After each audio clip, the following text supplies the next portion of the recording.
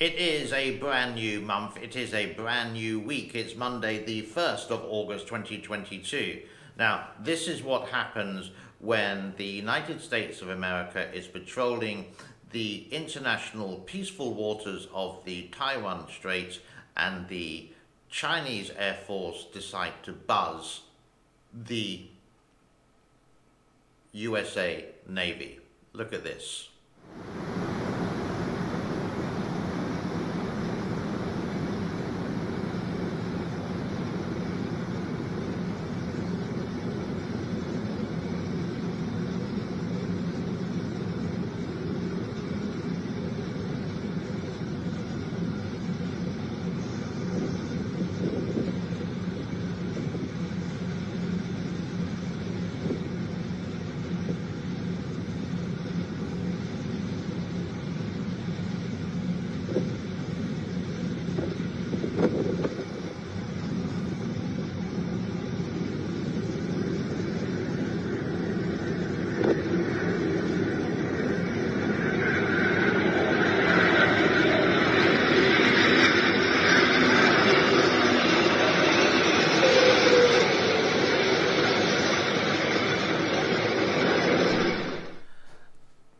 I did get a comment yesterday that I behave like a CCP shill, which I just found really weird because all I'm doing basically is reporting the news in a generally objective way.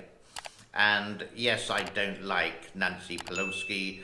Do I think she should visit Taiwan? Why not? Yeah, it's an independent country, and if America and Taiwan have good, strong ties, why can't they go and visit? It has nothing to do with China.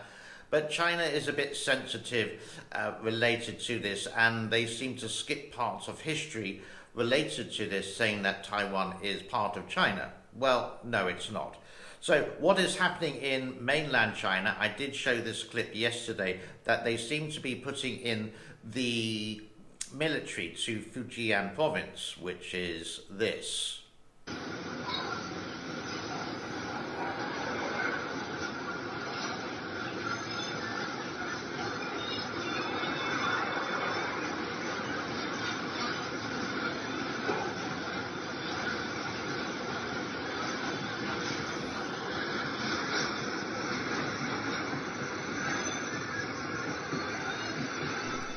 And quite often on Chinese state TV, something that you won't actually see on American TV is the propaganda related to the military.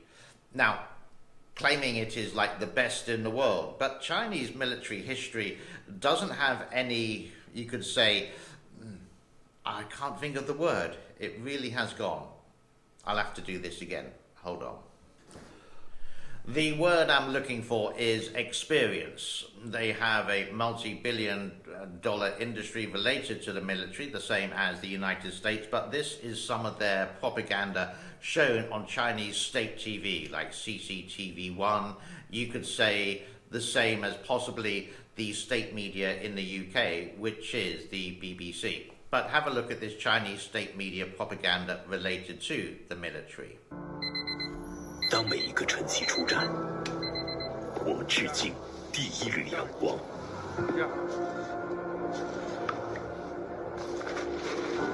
当每踏出坚实的一步，我们致敬时代前行。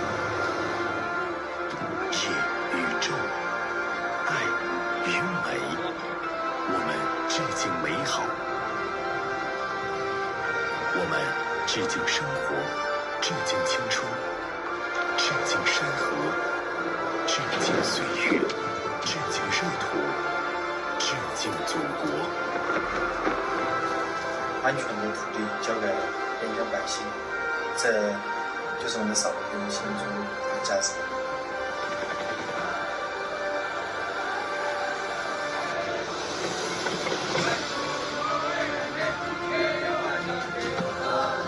坚守热爱。 无畏艰险，忠于信念的人们最可敬。曾带着儿时的梦想，我穿上了军装，追梦的路上，我从未停止过攀登的脚步。有没有听见？怕是牺牲，哪怕是付出你所有的代价，包括生命，你也要顶上去。为国家、为老百姓做事呢，看来心里很满足。这里。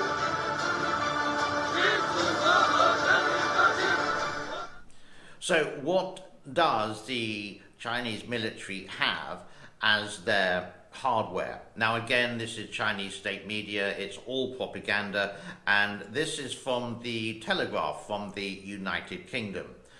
Remember, this is just objective. You can agree, you can disagree. Please leave constructive criticism in the comment forms below, but don't call me a CCP shill, please. I'm just showing you what it is.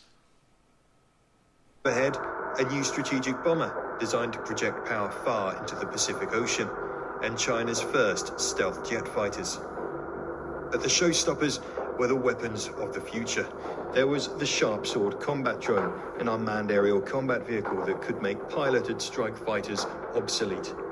This supersonic reconnaissance drone, designed to locate American aircraft carriers far out in the Pacific Ocean. And a hypersonic missile, a sleek dart that flies at more than 5 times the speed of sound, so fast it can penetrate all existing missile defenses used by the West. So with all this tension happening related to this area of the world in between mainland China and the country of Taiwan, there are some drills which are happening, some air raid drills, etc. And the sirens would go off and people would have to shelter. But is there enough shelter? Here's an article I did found that was posted, I'm not too sure where it was posted, on the 25th of July, so basically last week.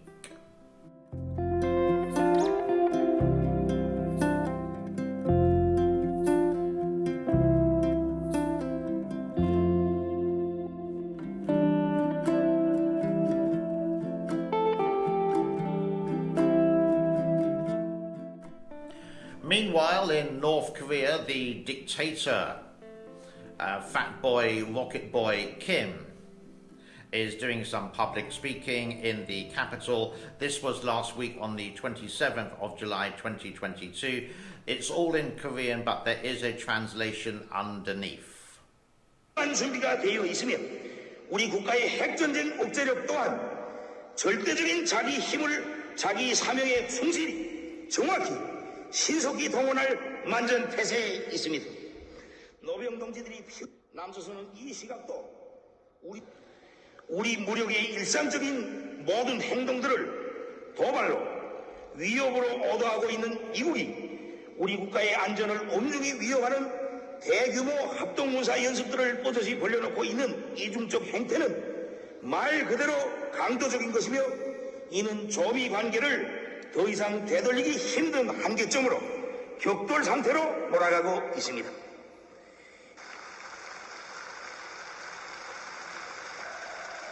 Wow, that's a lot of doom and gloom happening, and again I will try to keep an eye on it for you, and the best and the information that I will provide I will try to verify. A lot of this does come from Twitter feeds, so apologies for the quality of the audio. Now, away from Korea, China, Taiwan situation, military, etc. Last week, I think it was, or 10 days ago, there was a small fire at the Hoover Dam, which we did cover. No injuries, it was just a transformer. The firefighters were there in the space of 30 minutes. Well done. And we also showed that there was a waterfall around the Hoover Dam. Did I say Three Gorges? I meant to say Hoover, Hoover, Hoover in the United States. But here's a video I found posted on Twitter saying that the Hoover Dam is dry, it's bare. Again, Lake Mead has not been doing so well because of the drought over recent years, etc., etc. But I'm going to use my favorite phrase, have a look at this.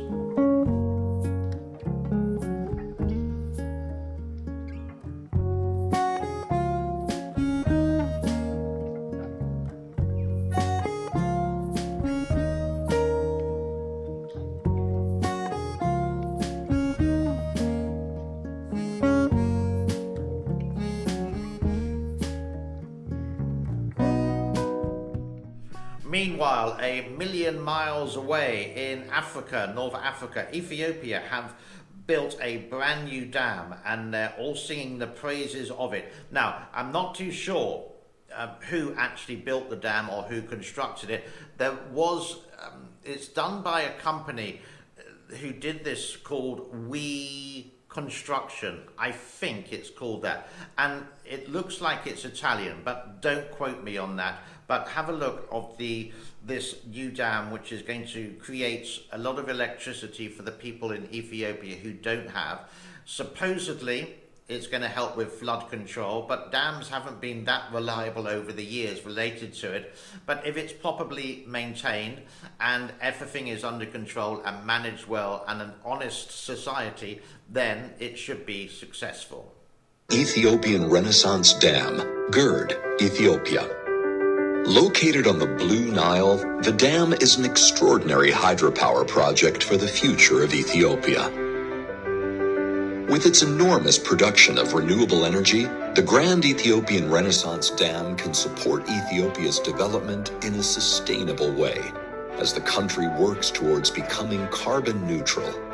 The Gerd is definitely a record breaker. It's the biggest hydroelectric dam in Africa. It has an installed production capacity exceeding 5,000 megawatts that will allow it to produce an average of 16,000 gigawatt hours a year. The use of water, a renewable resource, for the dam's turbines helps avoid... Meanwhile, back in China, there was a headline like this.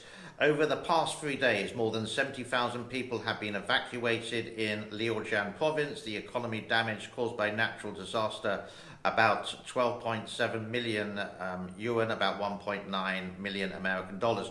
You can see on the map there where we're talking about, very near North Korea indeed, and you can see some of the effects of the heavy rain right now.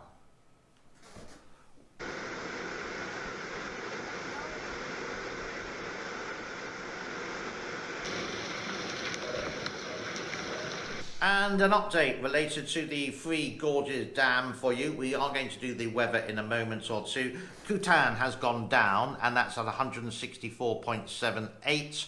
The Three Gorges has gone down as well, 149.31. We do have the inflow 14,500 and the outflow is 14,000.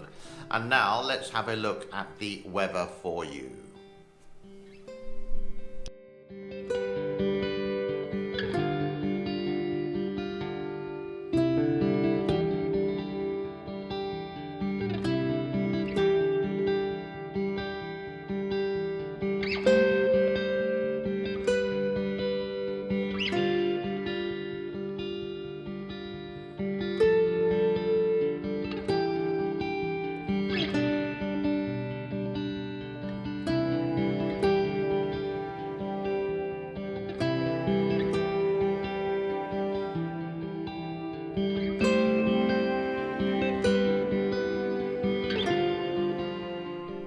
Wow, that's a lot happening today. Many thanks for your time. It's something that I can never give back to you. As always, please like the show if you have liked it. Leave a comment. Constructive criticism is marvelous. I do look at all the comments, and you know if I look to the comment, because I usually put a heart there, or maybe I do a little couple of words underneath it. It varies with that. To subscribe, please do so. I didn't reach my target of 31,000 for July, but hopefully I can get it this month. It's just dwindling at 30,988. So please do check your subscription, recheck it to make sure it's still there. And hopefully, God willing, I will see you tomorrow. Be good, be well, God bless. Thank you and bye-bye. Done.